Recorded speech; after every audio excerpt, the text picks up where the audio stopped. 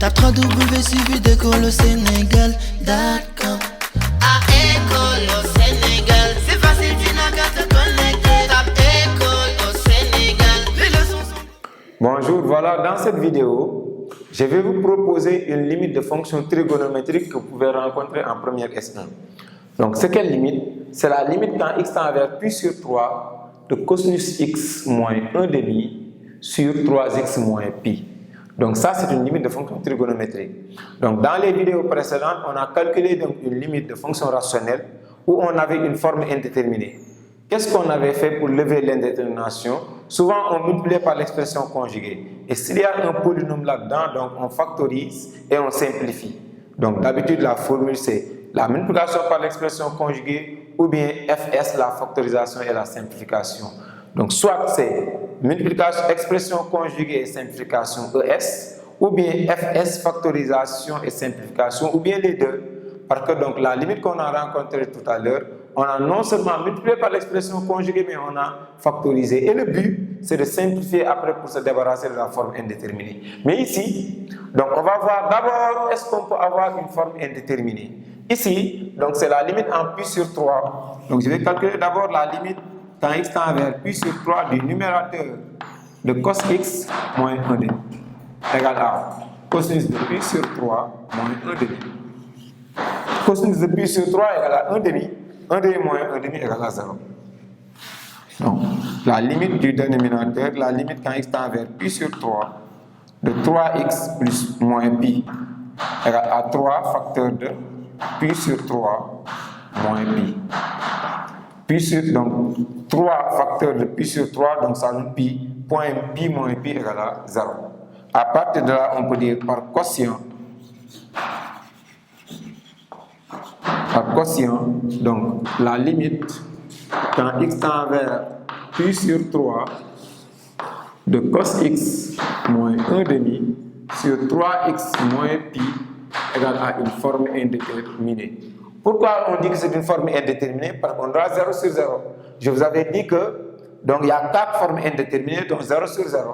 Comme 0 sur 0 est une forme indéterminée, donc par quotient, on a une forme indéterminée parce que le numérateur tend vers 0 et le dénominateur tend vers 0 si x tend vers pi sur 3. Maintenant, comment lever l'indétermination? On ne peut pas parler d'expression conjuguée ici. Maintenant, qu'est-ce qu'on peut faire? Donc, on va essayer de créer, souvent dans les limites de fonctions trigonométriques, si on a 0 sur 0, surtout en niveau, donc pour les niveaux première S1, terminale S2 ou bien première S2, on va chercher donc, à calculer ce qu'on appelle la limite du taux. Donc c'est ce qu'on avait appelé en cours le nombre dérivé de la fonction. Ici, donc qu'est-ce qu'on peut faire? On va essayer de créer un x0. x0 égale à pi sur 3. Et on va essayer d'appliquer la formule f de x moins f de x0 sur x moins x0. Donc tiens, est-ce qu'en bas on a x moins x0 si x0 égale à pi sur 3? On n'a pas x moins x0. On va d'abord régler ce problème. On va dire que la limite quand x tend vers pi sur 3 et le numérateur je maintiens cos x moins 1 demi. Et au niveau du dénominateur je factorise par 3. Ça va me rester seulement x ici moins pi sur 3. Si je fais entrer encore le 3, j'aurai 3x moins pi qui est là.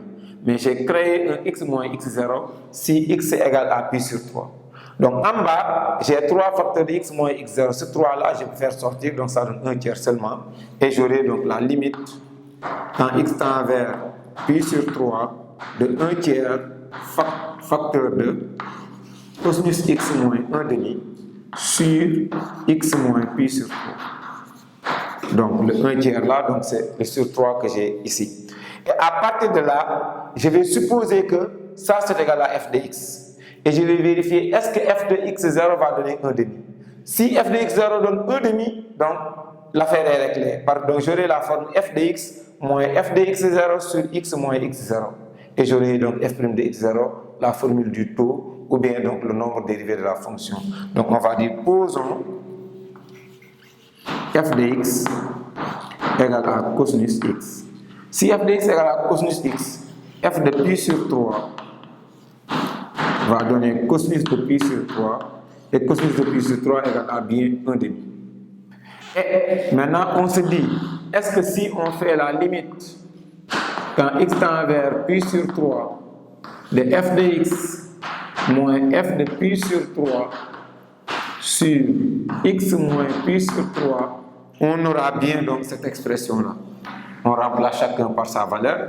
Donc on aura donc la limite quand x tend vers pi sur 3, f de x, j'avais posé c'est cos x, moins f de pi sur 3, c'est f de x 0 qui est égal à 1 demi, sur x moins pi sur 3.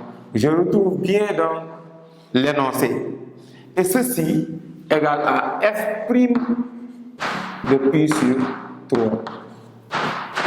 F' de pi sur 3. Si f de x égale à cosinus x, f' de x, donc ça veut dire que f de x est dérivable sur R. Donc f' de x égale à moins sinus x. Donc f' de pi sur 3 égale à moins sinus de pi sur 3. Moins sinus de pi sur 3, c'est moins racine de 3 sur 2. Ça se détermine au niveau du tableau des angles remarquables. Donc, sinus de pi sur 3, donc, cos de pi sur 3, c'est 1 demi. Donc, sinus de pi sur 3, c'est racine de 3 sur 2. À partir de là, moins sinus de pi sur 3, c'est moins racine de 3 sur 2. Et dès lors, je peux dire que donc, la limite de ça, la limite, quand x tend vers pi sur 3, de cos x moins 1 demi sur x moins pi sur 3, je trouve combien? Moins racine de 3 sur 2. Je vais retourner au niveau de l'énoncé. L'énoncé c'était limite donc quand x tend vers pi sur 3 et j'avais 1 tiers devant. C'est ce 1 tiers là. J'avais 1 tiers devant, donc c'est ce 1 tiers là. Et cette limite là, donc je viens de calculer ça, c'est donc cos x moins 1 demi sur 3x moins pi. Donc je remplace, j'aurai 1 tiers multiplié par, et qu'est-ce que je trouve? Donc au niveau de cette limite là, moins racine de 3 sur 2. Au finish, donc la limite quand x tend vers pi sur 3 de cos x moins 1 demi sur 3x moins pi égale à, et je calcule, j'aurai moins racine de 3 au niveau du numérateur sur 6. Voilà donc la limite donc, de cette fonction-là. Donc, qu'est-ce que j'avais? J'avais la limite quand x tend vers pi sur 3 de cos x moins 1 demi sur 3x moins pi. J'ai trouvé une forme indéterminée parce que le numérateur tend vers 0 et le dénominateur tend vers 0. Je dis que c'est une forme indéterminée. Comment lever l'indétermination? Attention, ne pensez pas à l'expression conjuguée, je vais penser à une autre transformation. Je vous ai dit que avec les fonctions trigonométriques, on passe toujours à la limite du taux ou bien la formule de la dérivabilité. Donc quand on étudie la dérivabilité de la fonction en x0, on calcule toujours la limite du taux. F de x moins f de x0 sur x moins x0 si égale à f' de x0. Donc si c'est un nombre, on dit que c'est égal à f' de x0. C'est ça qu'on va tenter ici. Cos x, on a trouvé 1 demi ici. On a vu 1 demi, x tendait vers pi sur 3. On va considérer ça comme x0.